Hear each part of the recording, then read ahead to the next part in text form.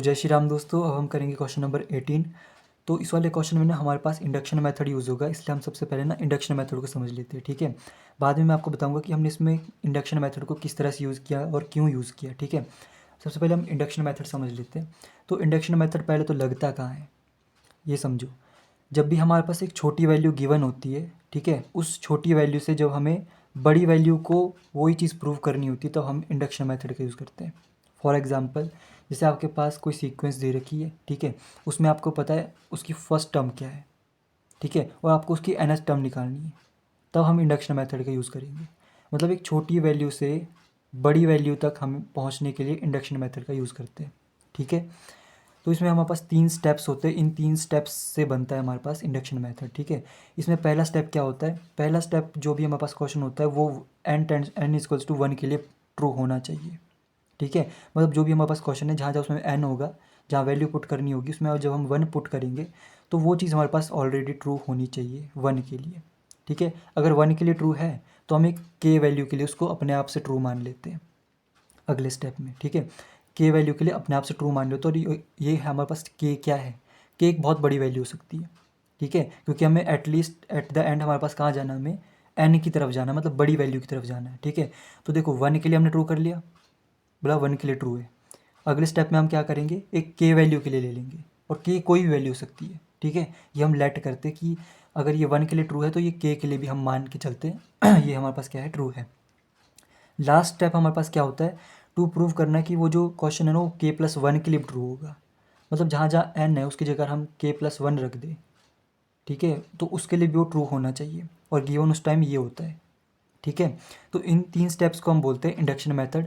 इसको जब हम क्वेश्चन में करेंगे ना तो आपको ज़्यादा अच्छे से समझ में आएगा। तो क्वेश्चन नंबर 18 में हमारे पास क्या बोला है, शो दैट द सीक्वेंस, हमारे पास ये सीक्वेंस है जिसकी nth टर्म क्या है, ये है।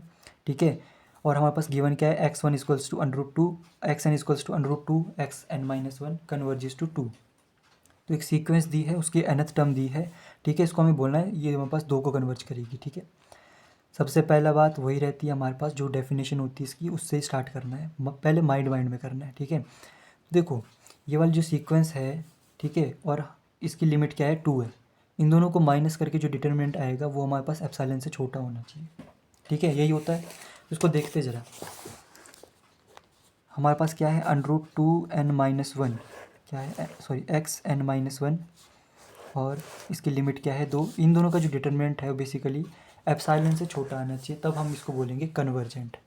नहीं, ठीक है, अच्छा जी, तो यहाँ पे ज़रा ध्यान दो, ये है क्या, xn-1 क्या है, मैंने थोड़ा घटिया लिखा है पर ऐसा है कुछ, x और नीचे है n-1। ठीक है, ये है क्या, जैसे हमारे पास होता है x1, x2, x3, x4 dash dash करके xn-1, xn+1 इस तरह से। ठीक है, तो ये होती है nth टर्म, इसके पीछे वाली टर्म ये, तो ये बेसिकली टर्म है, टर्म को रिप्रेजेंट करता है। हो सकता है x1 की वैल्यू 2 हो, इसकी 4 हो, इस तरह से। तो हमें वैल्यू नहीं पता, ये हमारे पास जस्ट रिप्रेजेंट करने का तरीका होता है किसी टर्म को। ठीक है, तो वो चीज़ है ये। तो ये वैल्यू तो नहीं है, इसको हम माइनस करके किस तरह से बताएंगे कि हमारे पास वैल्यू क्या आ रही है जो कि एप्सिलॉन से छोटी है, बता सकते हो आप क्या? तो इसके लिए तो आपको xn-1 की वैल्यू पता होनी चाहिए ना। मतलब अगर आपके पास ये nth टर्म है तो इसकी पहले वाली टर्म ये xn-1, इसकी वैल्यू अगर आप यहाँ पे पुट करोगे तब जाके इसको सॉल्व करोगे, तब जो वैल्यू आएगी अगर वो एप्सिलॉन से छोटी आती तब जाके कन्वर्जेंट बनेगा। ठीक है, तो हम जो डेफिनेशन यूज़ कर रहे हैं ना उससे नहीं होगा, क्योंकि हमारे पास गिवन है ही नहीं कि xn-1 है क्या। हमें गिवन क्या, हमें गिवन है x1 क्या है। देखो क्वेश्चन में हमारे पास x1 की वैल्यू दी है, मतलब ये वाली वैल्यू दी है। अगर ये वाली वैल्यू दी होती, बात मान लो ये 1/2 दिया होता है ना, तब हम यहाँ पे 1/2 डालते, फिर इनको माइनस माइनस करके जो भी हमारे पास आता, या 1/n भी दिया होता, कुछ भी n में दिया होता, 2 में दिया होता, कोई परफेक्ट वैल्यू दी होती, तब जाके हम यहाँ पे भरते, फिर इसको सॉल्व करते, फिर देखते कि छोटा आ रहा है, बड़ा आ रहा है, कैसा आ रहा है। ठीक है, बट हमें क्या दिया है, हमें तो यहाँ का दे रखा, यहाँ तो कुछ बात ही नहीं की हुई है। ठीक है, तो हम इसको डेफिनेशन से तो नहीं कर पाएंगे। इतनी बात समझ में आ गई? ठीक है, तो ये जो सीक्वेंस हमारे पास दी है an इक्वल्स टू √2xn-1, ठीक है, इसको हम डेफिनेशन से नहीं कर सकते, ना इसको हम सैंडविच थ्योरम से कर सकते, क्योंकि अपर सीक्वेंस लोअर सीक्वेंस हम इसमें नहीं बता सकते कि ये किस सीक्वेंस से छोटी है, किस सीक्वेंस से बड़ी है। ठीक है, बात करें अगर हम इसकी जो 2 स्टेटमेंट्स होती है, उसके लिए हमारे पास लिमिट पॉइंट का 0 या इन्फिनिटी होना ज़रूरी होता है। यहाँ पे तो 2 है, 2 के लिए तो हम इसको यूज़ नहीं कर सकते, ठीक है। तो वो 2 स्टेटमेंट भी गई। फिर के बात यही आती है कि हम इसमें क्या करेंगे यूज़, मोनोटोनिकली इंक्रीजिंग और डिक्रीजिंग वाला कंसेप्ट यूज़ करेंगे, ठीक है। तो आप इसको एक तरह से अपने माइंड में टिक करके रख दो कि हम जो भी इसमें करेंगे उसमें हम क्या करेंगे, मोनोटोनिकली इंक्रीजिंग डिक्रीजिंग वाला कंसेप्ट यूज़ करेंगे, ठीक है। तो हमें बेसिकली यहाँ पे करना क्या है, ठीक है। अगर हम मोनोटोनिकली इंक्रीजिंग डिक्रीजिंग वाला कंसेप्ट यूज़ कर रहे हैं तो हमें क्या दिखाना है, बेसिकली हमें ये दिखाना है कि ये जो सीक्वेंस है ना, ये हमारे पास या तो मोनोटोनिकली इंक्रीजिंग है या तो मोनोटोनिकली डिक्रीजिंग है, ठीक है। तो पहली बात हमें क्या करना है, मोनोटोनिकली इंक्रीजिंग या फिर हमें मोनोटोनिकली डिक्रीजिंग, ये दोनों चीज़ें बतानी है, ठीक है।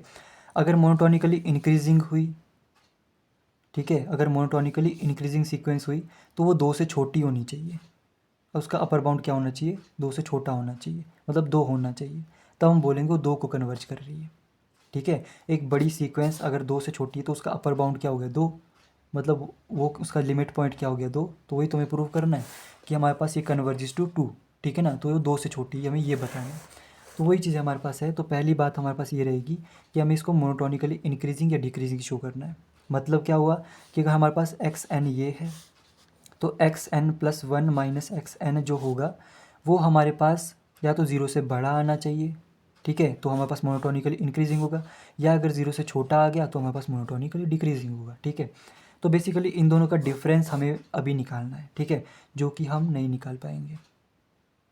क्यों नहीं निकाल पाएंगे, जैसे आप एक्स एन प्लस 1 लेते हो, ठीक है, एक्स एन प्लस 1 मतलब यहाँ पे आपने वैल्यू डालनी है, तो एक्स एन प्लस 1 की वैल्यू क्या आएगी, √2 एक्स एन, ठीक है।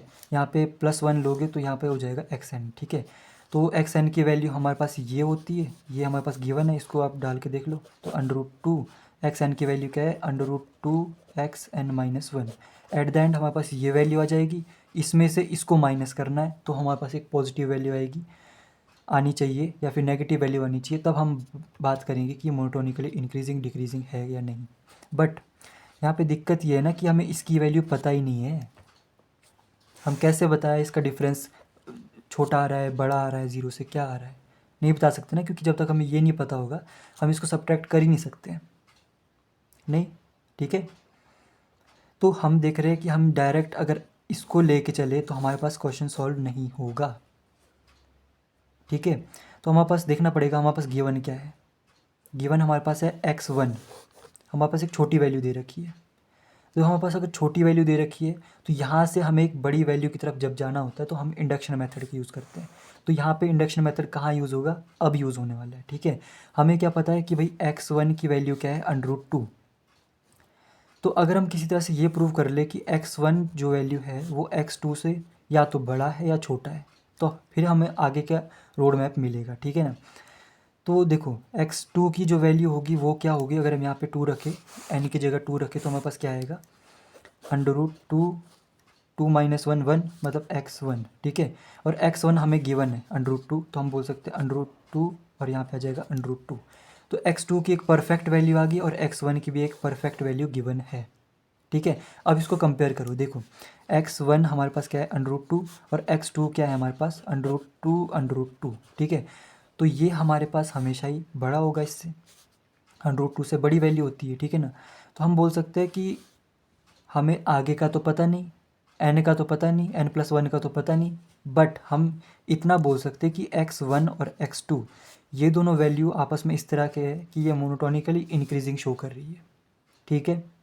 इतनी बात समझ में आ गई, मतलब हमें स्टार्टिंग का ये पता चल गया कि ये मोनोटोनिकली इंक्रीजिंग है। बाकी जो x3 है, x4 है, x5 है, xn तक है, इनका हमें अभी नहीं पता, ठीक है। तो यहाँ पे हमारे पास इंडक्शन मेथड यूज़ होता है। तो मतलब हमने ये समझा कि जब हमने n को 1 रखा ना तो हमारे पास ये क्या होगी, प्रूव होगी कि हमारे पास ये मोनोटोनिकली क्या है, इंक्रीजिंग है।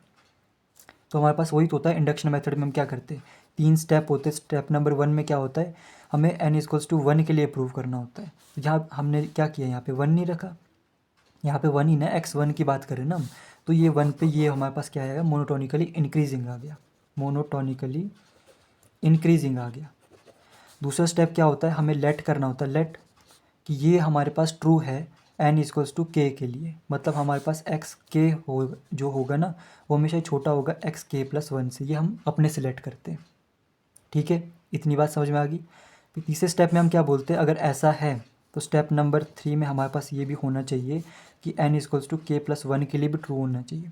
मतलब अगर हमारे पास एक्स के प्लस वन ये है तो ये हमारे पास एक्स के प्लस टू से छोटा होना चाहिए। ठीक है, या फिर हम इसको इस तरह से भी बोल सकते हैं, इसको हम इस तरह से लिख सकते हैं एक्स के माइनस वन हमारे पास एक्स के से छोटा होना चाहिए, और इसको हम इस तरह से बोल सकते हैं कि एक्स के हमारे पास एक्स के माइनस वन के प्लस वन से छोटा होना चाहिए। इसको मतलब एक छोटी टर्म एक बड़ी टर्म कुछ भी करके लिख सकते हैं। ठीक है, वही चीज़ रहती है एट द एंड। ठीक है ना, तो हमारे पास जो फर्स्ट स्टेप था n इक्वल्स टू वन के लिए वो हमारे पास प्रूव हो गया। अब दूसरा स्टेप हमारे पास लेट करने का है, जो कि आपको यहाँ पे दिखाता हूँ। ठीक है, तो हमारे पास ये देखो इंडक्शन मेथड है। इंडक्शन मेथड को हमने किस तरह से यूज़ किया, स्टेप नंबर वन में क्या है, हमारे पास रिजल्ट वन के लिए ट्रू होना चाहिए। मतलब हमारे पास ये होना चाहिए कि इसकी सेकेंड टर्म फर्स्ट टर्म से बड़ी है।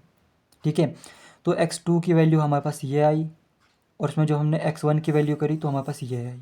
ये हमेशा ही इससे बड़ी, और ये x1 है तो हम बोल सकते हैं x2 हमेशा ही x1 से बड़ा है। मतलब ये जो रिज़ल्ट है n इक्वल्स टू वन के लिए बिल्कुल प्रॉपर ट्रू है।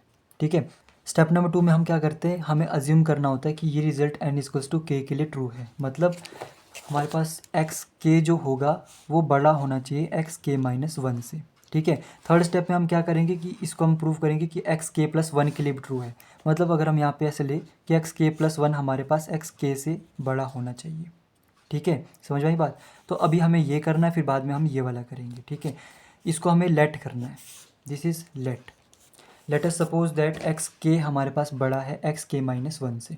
अब हमें क्या प्रूव करना है कि एक्स के प्लस वन भी हमारे पास एक्स के से बड़ा होगा। दिस इज़ फॉर एक्स के प्लस वन। तो गिवन चीज़ हमारे पास ये हो जाएगी इसके लिए कि एक्स के हमारे पास एक्स के माइनस वन से बड़ा है। इसमें मैंने टू का मल्टीप्लाई कराया, क्यों, क्योंकि मेरे को इसको इस तरह से बनाना है। हमें गिवन टर्म है ना ये एक्स एन की वैल्यू हमें पता है। अब देखो इसको किस तरह से होता है, बस आप देखते जाओ। यहाँ पे मैंने क्या किया, टू से मल्टीप्लाई कराया, अंडरूट लगाया बोथ साइड्स। ये जो वैल्यू है ना बेसिकली ये हमारे पास, इसको रिलेट करो, हमारे पास जो nth टर्म है वो क्या दिए, ए एन अगर हम बात करें, या एक्स एन हमारे पास दिया है, क्या दिया है, under root two x n minus one. मतलब अगर यहाँ पे n है तो हमारे पास यहाँ पे क्या होगा n माइनस वन। अगर यहाँ पे 4 है तो यहाँ पे क्या होगा 3, यहाँ 3 है तो यहाँ पे क्या होगा 2। समझ रहे हो बात को। ठीक है, तो इसको ना आप उससे रिलेट करके देखो। यहाँ पे हमारे पास क्या है, एक्स के है, मतलब ये किसकी वैल्यू होगी, एक्स के प्लस वन की वैल्यू होगी। यहाँ पे हमने एक बड़ी वैल्यू देखनी है। ठीक है, उससे से ये वाली देखो एक्स के माइनस वन, मतलब हमारे पास ये किसकी होगी, एक्स के की होगी। ठीक है ना, बड़ी वाली वैल्यू की होगी। तो ये जो वैल्यू है बेसिकली इसको हम एक्स के लिख सकते हैं, और इसको हम एक्स के प्लस वन लिख सकते हैं। तो हमने क्या किया, ये हमारे पास गिवन था, इससे हमने एक्स के प्लस वन के लिए ड्राइव कर दिया, कि हमने अज्यूम किया था कि ये हमारे पास के लिए ट्रू है, कि एक्स के जो है हमारे पास एक्स के माइनस वन से बड़ा है। ये हमने गिवन लिया था। अब हमने ये प्रूव करना था कि ये हमारे पास के प्लस वन के लिए भी ट्रू है। तो ये हमारे पास के प्लस वन के लिए ट्रू आ गया कि एक्स के प्लस वन वाली जो वैल्यू होगी वो हमारे पास एक्स के से बड़ी होगी। ठीक है, तो इस तरह से हम बोल सकते हैं कि हमारे पास ये है क्या, एट द एंड आया क्या, कि हमारे पास दो चीज़ें थी, एक्स वन एक्स टू। ये हमने स्टार्टिंग में प्रूव किया कि हमारे पास मोनोटोनिकली इंक्रीजिंग है। और अब हम बोल रहे हैं कि हमने लेट क्या किया था कि एक्स के जो होगा और एक्स के माइनस वन, ये हमारे पास इस तरह से होगा कि एक्स के बड़ा होगा इससे। ठीक है, फिर हमारे पास जो एट द एंड रिजल्ट निकला वो क्या निकला कि एक्स के प्लस वन हमारे पास एक्स के से बड़ा है। ठीक है, तो यहाँ से चले यहाँ तक, इसको हम बोलते हैं इंडक्शन मेथड। ठीक है, तो बेसिकली हमारे पास निकला क्या, हमें ये निकला कि ये जो सीक्वेंस है ये मोनोटोनिकली इंक्रीजिंग है।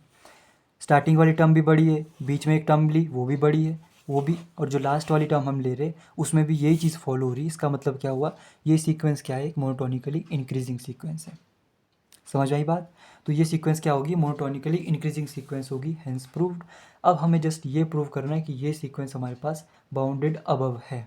अगर बाउंडेड अबव हो जाती है बाय टू, मतलब हमारे पास इस सीक्वेंस का जो अपर बाउंड है वो क्या होना चाहिए, टू होना चाहिए। ठीक है, तब हम बोल सकते हैं ये सीक्वेंस क्या होगी, कन्वर्जेंट बाय टू होगी। इसमें भी हम इंडक्शन मेथड का यूज़ कर सकते हैं, वो भी मैं आपको बताता हूँ कैसे करेंगे। तो स्टेप नंबर 2 में हम क्या करते हैं, prove that this sequence is bounded by two. तब हम बोलेंगे this is convergent sequence by two, converges towards two. ठीक है ना, तो हमारे पास गिवन ये दोनों चीज़ें कि एक्स वन की वैल्यू पता है, एक्स एन की वैल्यू पता है। ठीक है, अब हमें ये प्रूव करना है कि ये हमारे पास सीक्वेंस जो होगी 2 से छोटी होगी, मतलब इसका अपर बाउंड क्या होगा 2, और क्योंकि ये मोनोटोनिकली इंक्रीजिंग है और इसका एक अपर बाउंड है तो इसको हम क्या बोलेंगे, कन्वर्जेंट सीक्वेंस बोलेंगे, कन्वर्जेस टू 2, ठीक है ना।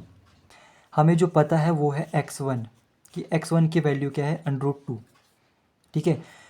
ये हमारे पास 2 से छोटा है, ये हम मान लेते हैं, बट हमें ये बताना है कि जो इसकी nth टर्म होगी मतलब xk, ये भी हमारे पास 2 से छोटी है, ये हमें बताना है, ठीक है। तो इसको बताने के लिए हम क्या करेंगे, इंडक्शन मेथड का यूज़ करेंगे अगेन।